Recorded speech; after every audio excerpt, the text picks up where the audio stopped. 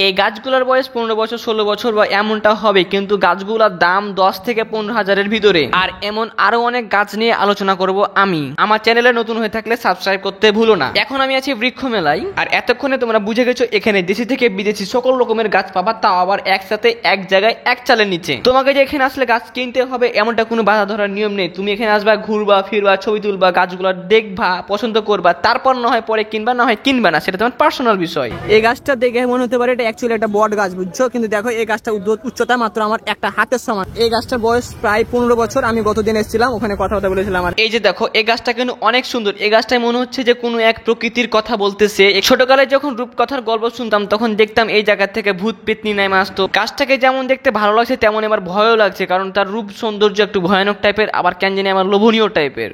মামা এটার দাম কত? 6000। দেখ একটা কিডনি বিক্রি করা লাগবে। আপনার বাজেট যদি আরো কম হয় 6000-এর নিচে, তা তো কোনো সমস্যা নাই, কারণ এইখানে আপনি 50 টাকা থেকে শুরু করে 25 টাকা থেকে শুরু করে 6000, 10,000, 20,000, 1 লাখ, 2 লাখ সব রকম গাছ পেয়ে যাবেন। তো চলেন আপনাকে একটা গাছ দেখাই। 100 টাকা।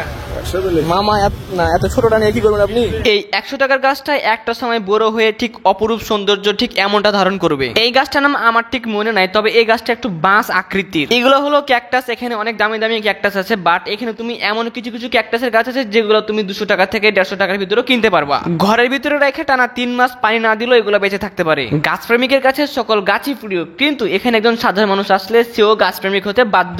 আমার ইচ্ছা করছে এখানে গরু কিংবা ছাগল কোনোভাবে একটা ঢুকা দিতে পারলেই কাজ ওকে। বন্ধু, তুমি ওই সাইডে কি করো বন্ধু?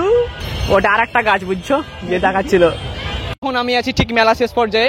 আমরা ওই সাইডে ঘুরে ঘুরে ঘুরে ঘুরে ঘুরে ঘুরে চক্কর দিয়ে আমরা এই জায়গায় এসে পৌঁছেছি, বুঝছো?